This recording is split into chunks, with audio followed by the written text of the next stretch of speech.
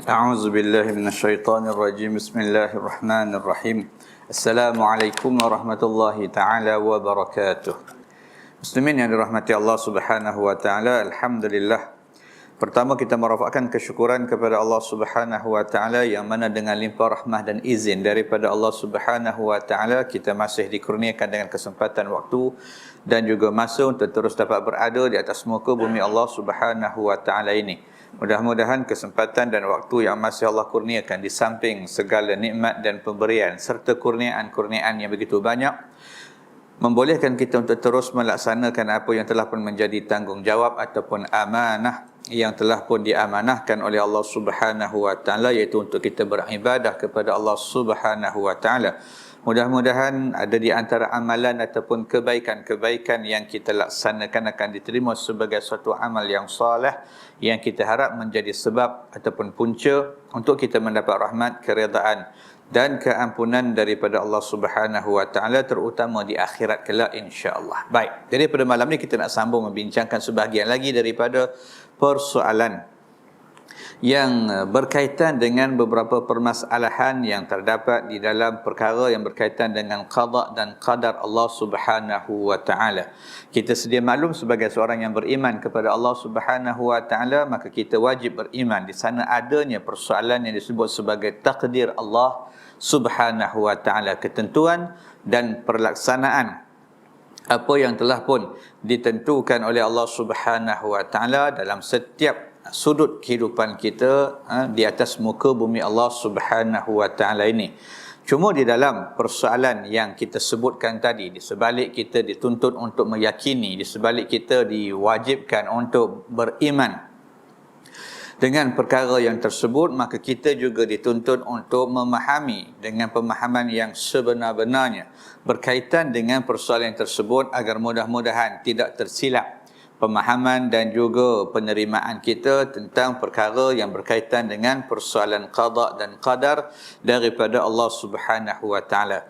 Ketika itu kita masih lagi kita membincangkan tentang satu maqalah ataupun penulisan yang menceritakan tentang masalah yang berkaitan dengan qada dan qadar yang disebut sebagai persoalan pemahaman ataupun bagaimana manusia melihat kepada perkara yang kita sebutkan tadi. Baik, maka sebelum daripada ini telah pun kita menceritakan tentang bagaimana qada dan qadar kata para ulama tidak menafikan persoalan usaha dan ikhtiar. Di mana walaupun kita mengetahui dan memahami ataupun kita meyakini adanya ketentuan ataupun takdir Allah Subhanahu wa taala, tetapi takdir tadi tidaklah menghalang kita untuk berusaha, tidak menghalang kita untuk berikhtiar, tidak menghalang kita untuk mencari sebab dan seumpamanya.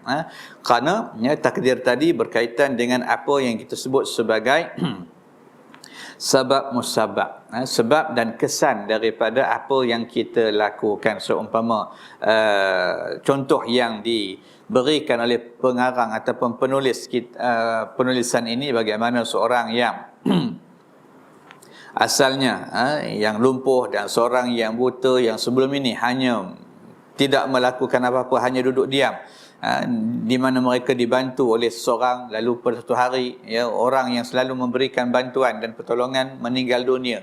Ketika itulah mereka terpaksa berusaha dan berikhtiar untuk mengelakkan diri daripada beberapa perkara-perkara yang boleh memudaratkan. Jadi ketika itu contoh itu menunjukkan bahawasanya adanya hubungan kait di antara takdir dan ikhtiar, di mana kedua-duanya saling bantu-membantu di antara satu sama lain. Maka ini yang telah pun kita sebut dalam apa yang telah pun diceritakan dalam persoalan yang telah lalu. Baik, maka pada malam ini juga kita akan melihat kepada satu lagi persoalan yang kebiasaannya kata para ulama digunakan oleh beberapa golongan manusia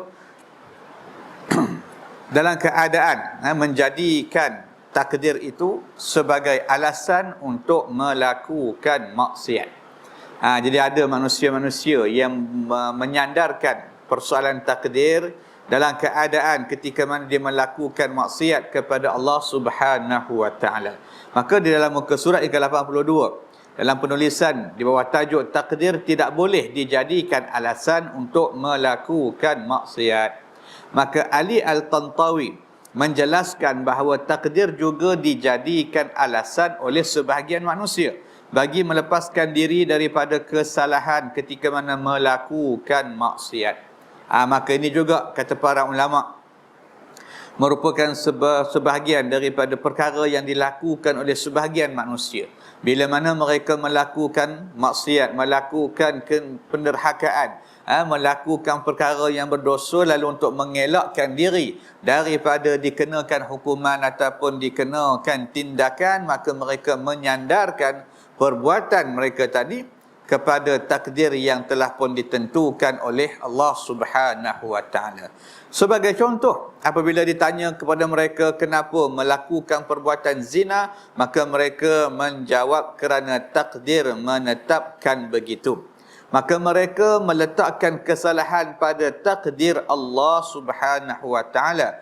Walhal Al-Quran dan Al-Hadis berulang kali menyebut bahawa pahala dan dosa serta balasan baik dan buruk adalah berdasarkan kepada amalan seseorang. Jadi ini di antara perkara yang dilakukan oleh sebahagian daripada manusia. Sebagaimana jugalah beberapa contoh-contoh yang telah pun kita sebut sebelum daripada ni, di mana manusia tadi sering meletakkan setiap perkara yang tak elok, yang dia tak suka, yang dia tak berapa nak terima, terus kepada takdir Allah Subhanahu wa taala, seolah-olah menyalahkan takdir di atas apa yang berlaku ke atas diri dia. Meletakkan takdir sebagai punca ataupun sebagai sebab kenapa dia melakukan perkara yang dia buat dan seumpamanya. Lalu segala apa yang dilakukan tadi, kata para ulama, merupakan perkara yang tak sepatutnya, ataupun maknanya perkara yang dari segi hukumnya dia tidak begitu. Dalam keadaan sama jugalah ketika mana hari itu kita sebut bahawasanya takdir tadi dia berkaitan dengan usaha dan ikhtiar. Usaha dan ikhtiar yang menggambarkan kepada hajat ataupun keinginan manusia. Ketika kita berusaha, ketika kita berikhtiar, maka usaha dan ikhtiar itu sebenarnya merupakan suatu daripada kaedah ataupun cara untuk kita menzahirkan apa yang kita hajatkan, apa yang kita inginkan daripada usaha dan ikhtiar kita. Seumpamalah kita katakan seorang mana kata pelajar yang berusaha dan berikhtiar untuk dia lulus dalam peperiksaan, maka usaha dan ikhtiar dia tadi menunjukkan apa yang dia hajat. Maka apa yang mana kata dia hajat tadi mudah-mudahan akan tercapai ketika mana usaha dia tadi, ikhtiar dia tadi dilihat oleh guru dia, dilihat oleh cikgu dia, dalam keadaan dia mengetahui cikgu ni tadi terfaham, cikgu ni tadi tahu kata budak ni berusaha sungguh-sungguh nak mana kata kejayaan, takkan lulus dalam peperiksaan tadi, maka mudah-mudahan di situlah guru tadi akan cuba membantu, akan cuba menolong hingga akhirnya pelajar ini tadi akan mendapat kejayaan dalam peperiksaan. Serupa juga kalau sekiranya seorang pelajar itu dalam keadaan dia mana kata berasa malas, berasa tak maknanya berat dalam apa yang sepatutnya dia buat, dalam keadaan malas buat ulang kaji, dalam keadaan tak pernah menunjukkan sikap ataupun hajat ataupun keinginan untuk berjaya, maka perbuatan itu juga dilihat oleh guru dia.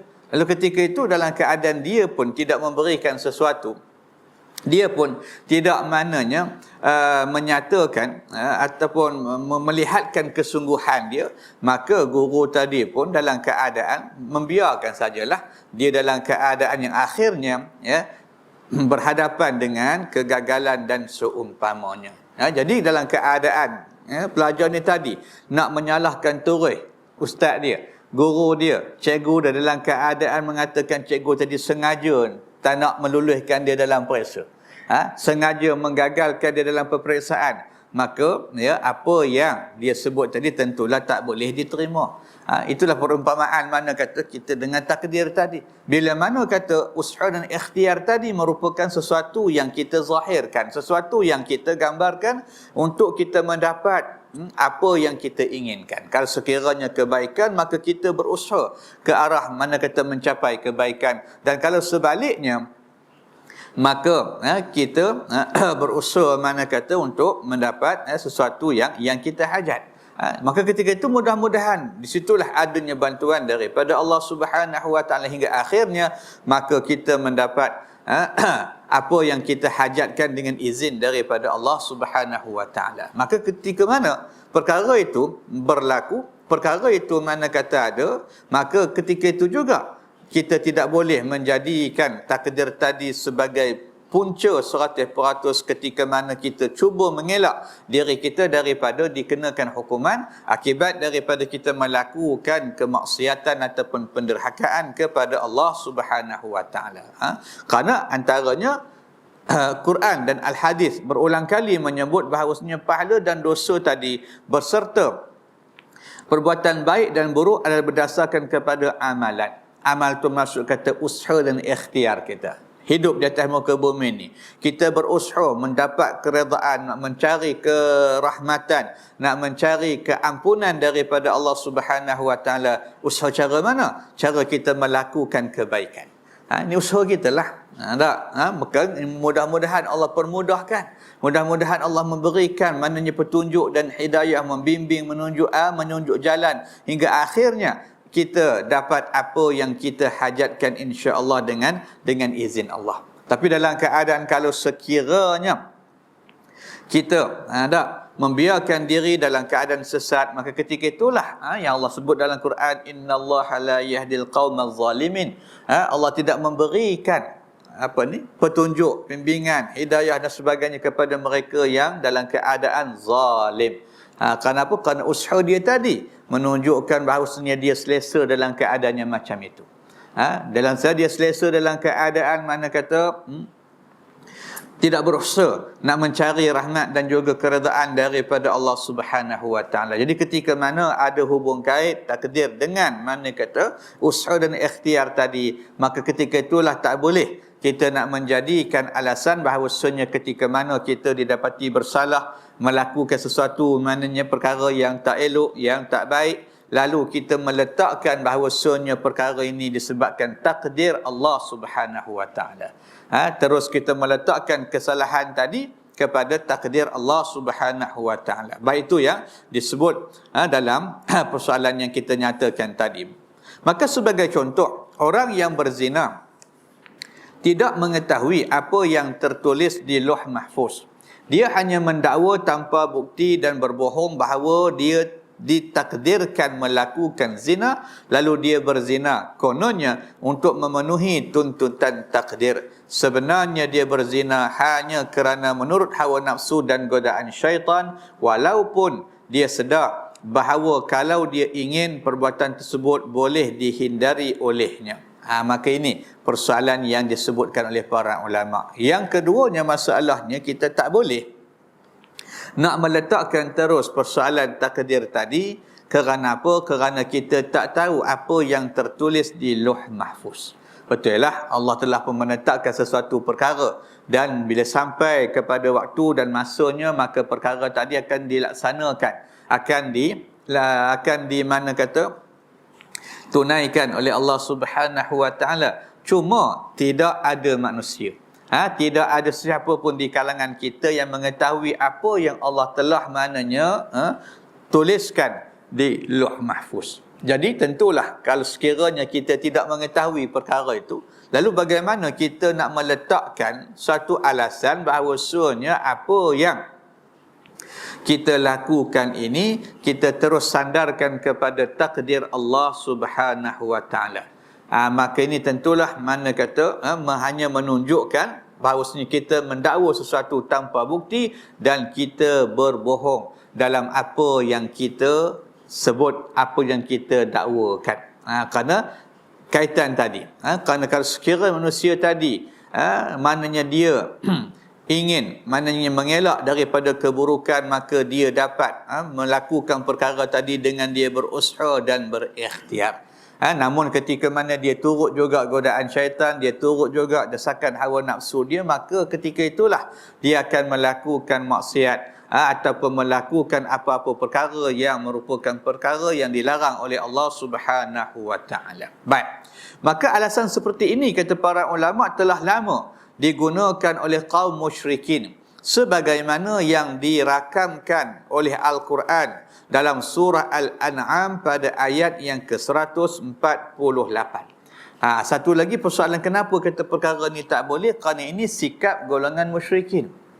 Ini sikap golongan yang tidak beriman kepada Allah Subhanahu wa taala yang Al-Quran cerita kepada kita tentang perbuatan mereka. Kata para ulama boleh kita tengok dalam surah Al-An'am pada ayat yang ke-148, di mana ayat tadi bermaksud orang-orang musyrik akan mengatakan, kalau Allah Subhanahu wa taala menghendaki, tentulah kami dan datuk nenek kami tidak mempersekutukannya dengan sesuatu apapun, dan tidak pula kami haramkan sesuatu apapun.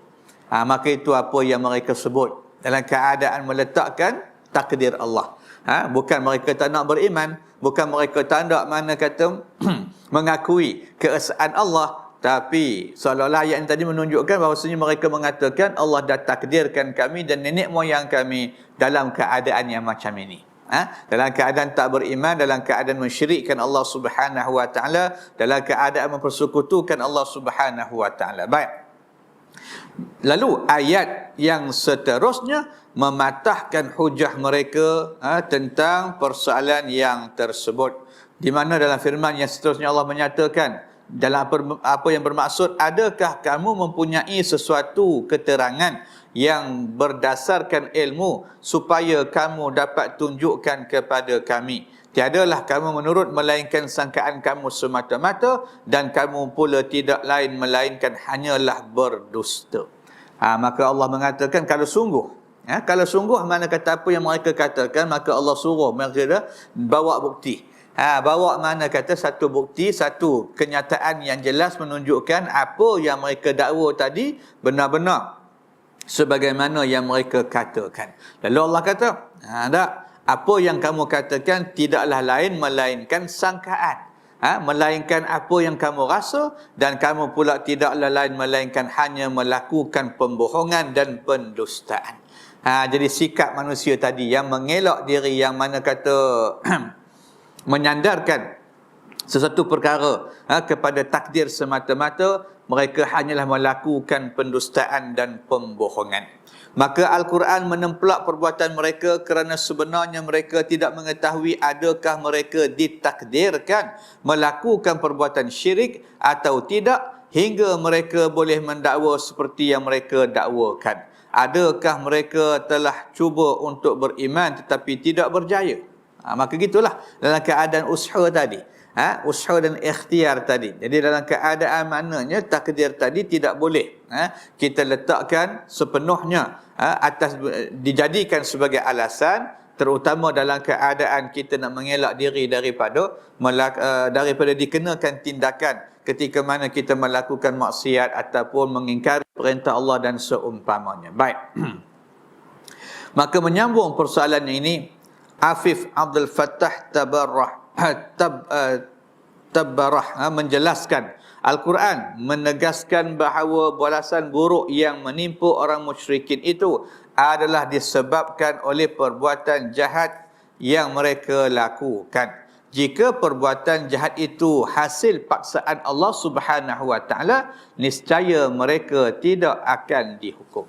Itu alasan ulama menjawab tentang persoalan tadi. Makanya bila mana bahawasanya setiap amalan dan juga kebaikan Allah beri pahala, Allah kurniakan balasan dan juga ganjaran, maka perbuatan tadi merupakan satu pilihan dan bukan paksaan. Kerana kalau kita dipaksa melakukan sesuatu perkara, lalu kita dihukum atas apa yang kita buat, tentulah dia menyalahi sifat Allah Subhanahu wa taala. Tentu kita boleh mendakwa ada wujudnya kezaliman dan juga satu perkara yang tak ada pada Allah telah pun berlaku bila mana takdir itu seolah-olah memaksa kita melakukan kejahatan, lalu bila kita buat jahat maka Allah hukum pula kita. Tentulah perkara ini tak Tak kena. Jadi bermakna bila Allah memberikan ganjaran yang baik dan juga menjanjikan dosa kepada apa yang kita lakukan, maka ketika itu menunjukkan apa juga perbuatan yang kita buat ini, dia berkisar ataupun beredar di sebalik persoalan yang kita sebut hari itu tentang pilihan manusia. Pilihan kita tadi, bermakna usul dan ikhtiar kita tadi menunjukkan apa yang kita inginkan daripada perbuatan kita. Kalau kita mana kata melakukan sesuatu kebaikan, maka kita berusaha melakukan kebaikan, maka kita menginginkan sesuatu kebaikan diberikan kepada kita. Lalu kalau sekiranya kita melakukan sesuatu yang bersifat maknanya keburukan, maka kita menghendaki keburukan tadi menimpa atas diri kita. Jadi bermakna sebenarnya tidak ada alasan yang boleh mana kata digunakan, dan kalaupun kita beralasan dengan alasan yang sedemikian, maka alasan itu tak boleh diterima sama sekali. Ini yang disebut oleh para ulama dalam persoalan yang kita nyatakan. Baik, maka Abdul Aziz Muhammad Al-Salman menyatakan alasan itu jugalah yang digunakan oleh seorang pencuri pada masa pemerintahan Sayyidina Umar ibn Khattab radhiyallahu an bagi mengelakkan hukuman dijatuhkan kepadanya. Jadi perkara-perkara ni, pemahaman ataupun sikap manusia macam ini sebenarnya dah ada sejak dulu lagi. Ulama menceritakan bagaimana satu riwayat yang berlaku di zaman Sayyidina Umar radhiyallahu an, bila mana ada seorang pencuri ditangkap, lalu diadili dan didapati bersalah dan menunggu hukuman dijatuhkan kepada diri dia, maka dia berjumpa dengan Sayyidina Umar, lalu memberikan alasan bahawasanya takdirlah yang menjadikan dia mencuri. Dia beralasan bahawasanya dia mencuri bukan kerana kehendak dia mencuri bukan kerana keinginan dia, bukan kerana niat dia, bukan kerana tujuan, maksud dan matlamat, tapi semuanya berlaku hasil daripada takdir Allah Subhanahu wa taala yang mentakdirkan hari itu dia melakukan perbuatan yang dilarang oleh Allah Subhanahu wa taala. Cuma alasan dia tadi merupakan alasan yang disebut sebagai alasan makan tuan. Kenapa? Kerana malang baginya, kerana Sayyidina Umar juga menjadikan takdir sebagai alasan untuk memotong tangannya. Memang aku jadi ingatnya bolehlah nak tipu khalifah ketika mana dia mengatakan macam tu. Tetapi Umar juga menggunakan alasan yang sama. Kalau kamu mana kata mengatakan takdir Allah yang menjadikan kamu mencuri, maka kata Umar, aku juga menjadikan takdir Allah yang akan memotong tangan kamu sebagai hukuman kepada kamu kerana kamu mencuri. Ketika itu tak lepas. Tak, kena jugalah. Maka itu yang disebut sebagai persoalan tadi. Baik, kalaulah orang yang memberikan alasan tersebut benar-benar jujur, niscaya dia tidak akan menerima takdir dengan redha dan senang hati serta tidak berusaha untuk mengubah keadaannya. Apa yang jelas, dia tidak redha apabila menghadapi takdir kesusahan, di sebalik dia berusaha gigih untuk mengelakkannya. Sekiranya dia mengidap satu penyakit, maka dia pasti terus berusaha untuk berubat. Apabila dilanda kesempitan hidup dan tiada wang ringgit, maka dia berusaha mengatasi masalah yang tersebut. Apabila kehilangan orang yang disayanginya, maka dia pasti merasa sedih. Pendek kata, dia akan sentiasa berusaha untuk mendapatkan takdir yang baik dan mengelak daripada takdir yang buruk. Maka itu yang disebut sebagai kaedah dia, ataupun dalam keadaan sunnahnya begitulah. Bila mana kita menghadapi satu kesusahan, maka kita akan cuba mengelak daripada berada dalam kesusahan tadi. Seumpama orang yang sakit.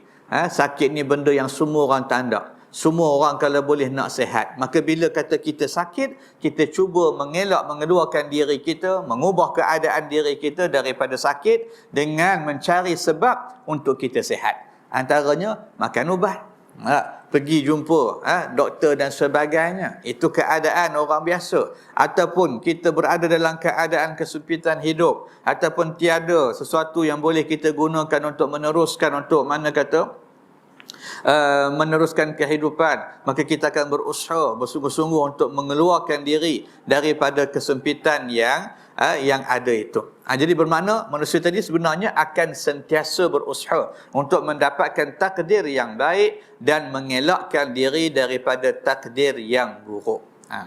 Jadi kalau begitu, kenapa dia begitu bersungguh-sungguh menjadikan takdir sebagai alasan untuk melakukan maksiat dan mengelakkan diri dari dihukum, tetapi tidak bermujahadah sedaya upaya untuk meninggalkan kemungkaran. Jadi kalau orang tadi misal kata dia boleh mencari alasan takdir untuk mengelak diri daripada dikenakan hukuman, akibat daripada kesalahan dia, kenapa pada asalnya dulu sebelum dia melakukan kesalahan tadi dia tidak boleh juga, dia tidak menjadikan takdir juga sebagai satu alasan untuk dia bermujahadah, bersungguh-sungguh menahan diri daripada termakan hasutan syaitan, desakan hawa nafsu dan seumpamanya. Kerana kalau sekiranya ini boleh diletakkan mana kata persoalan takdir, maka yang tu pun sama jugalah.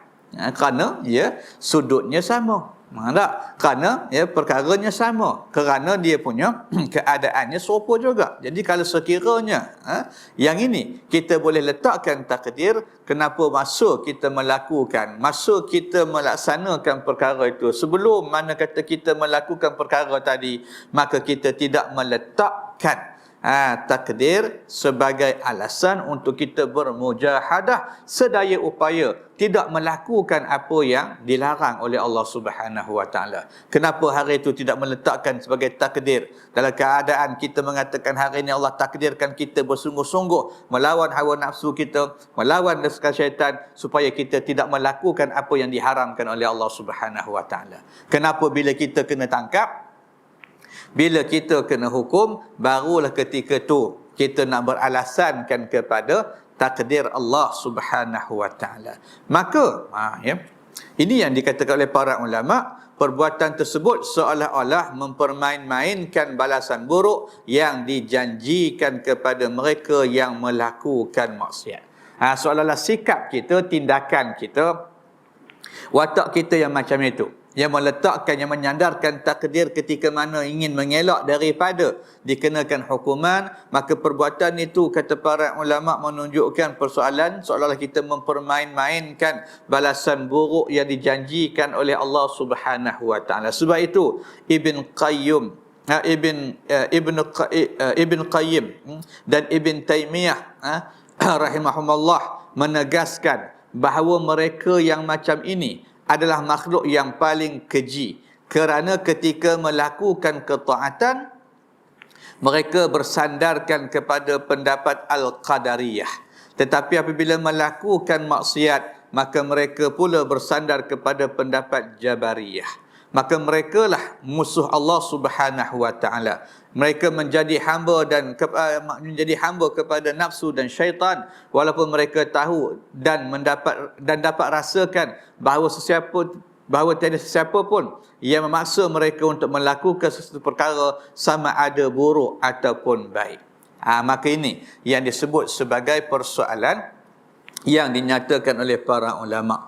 Seolah-olah ada maknanya satu sikap yang tak elok dalam diri orang yang sikapnya macam itu, yang terus-menerus menyalahkan takdir, terus-menerus menyandarkan apa juga perkara yang mereka jumpa, yang mereka tahu, yang mereka dapat, yang mereka rasa, yang mereka alami itu kepada takdir Allah Subhanahu wa taala, tanpa memahami perkara yang berkaitan dengan takdir dalam keadaan yang sebenarnya. Ini yang disebut oleh para ulama dalam perkara yang berkaitan dengan persoalan tadi. Bermakna tak boleh kita dalam keadaan nak menyandarkan bahawasanya apa yang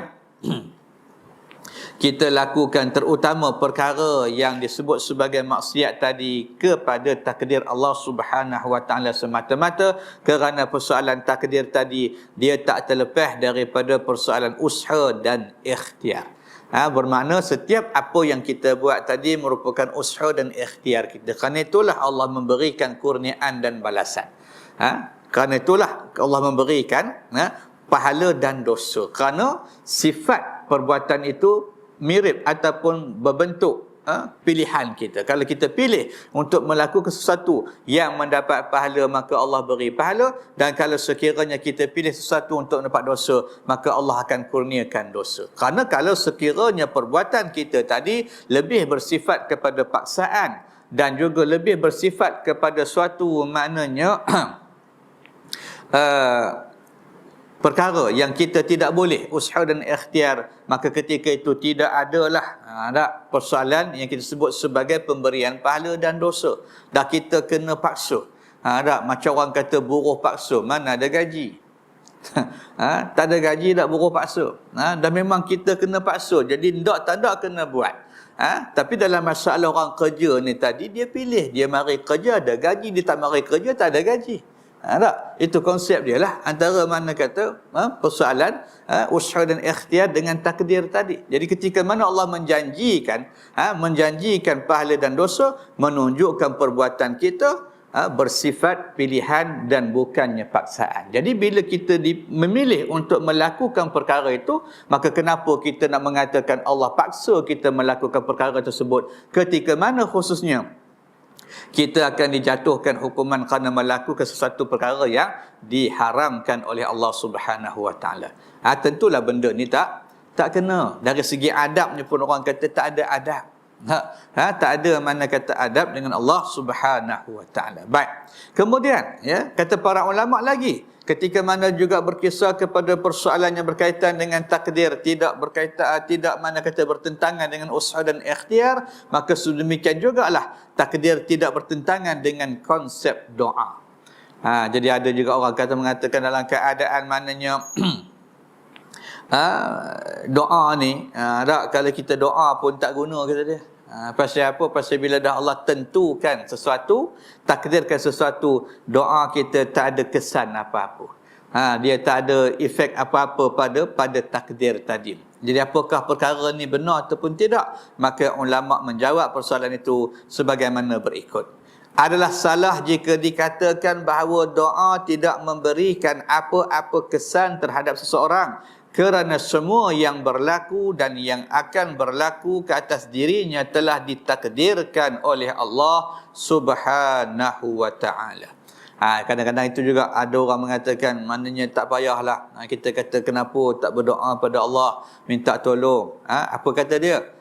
Dah dia kata kalau takdir Allah, doa pun tak guna. Dah kalau ketentuan Allah, doa pun tak ada makna apa-apa. Tak ada erti apa-apa. Jadi seolah-olah mengatakan doa ini tidak ada peranan ataupun tujuan dalam keadaan dia tadi tidak dapat digunakan ataupun tak dapat untuk kita pakai dalam menolak takdir yang ditentukan oleh Allah Subhanahu Wa Taala. Baik. Abdul Al-Karim Al-Khatib menjelaskan bahawa qada ialah perlaksanaan kepada qadar yang telah pun termaktub. Qada boleh diibaratkan sebagai sebatang panah yang sedang menuju kepada sasarannya. Walau bagaimanapun dengan rahmatnya, Allah Subhanahu Wa Taala telah menjadikan doa sebagai penolak dan penangkis qada yang tersebut.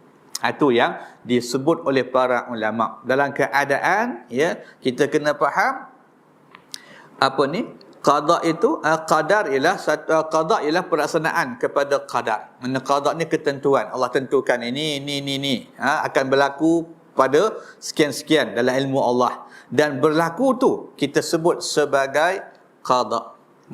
Qada tu. Baik. Jadi ketika mana kata tadi diumpamakan qada tadi merupakan sebatang anak panah yang telah pun dilepaskan daripada busarnya tadi untuk menuju kepada sasaran. Walau bagaimanapun Allah dengan rahmatnya telah menjadikan doa sebagai penangkis dan juga penolak. Jadi bermaksud qada ini, kalau kita belajar dalam ilmu aqidah, dia ada dua jenis. Kalau kita mengaji dalam dalam ilmu aqidah, ada yang disebut sebagai qada muallaq, ada yang disebut sebagai qada mubram. Qada muallaq ni mana kata ketentuan yang masih ada lagi perkara yang disebut sebagai perubahan. Kerana bila Allah yang menentukan perkara tu, maka Allah jugalah yang boleh mengubah balik. Kerana ini hak Allah Subhanahu Wa Taala. Dia tentukan satu perkara, maka ketika itu Allah juga berkuasa untuk mengubah dia. Sebagaimana yang kita sebutkan tadi, ketika mana kata gambarkan qada ini tadi sebagai satu anak panah yang sedang menuju untuk mana kata pergi ke sasaran dia, maka Allah dengan rahmatnya menjadikan perisai, menjadikan pendinding dan penangkis kepada qada tadi dengan menjadikan doa sebagai sebab. Jadi bermakna salahlah kalau sekiranya kita mengatakan doa ini tak boleh buat apa-apa.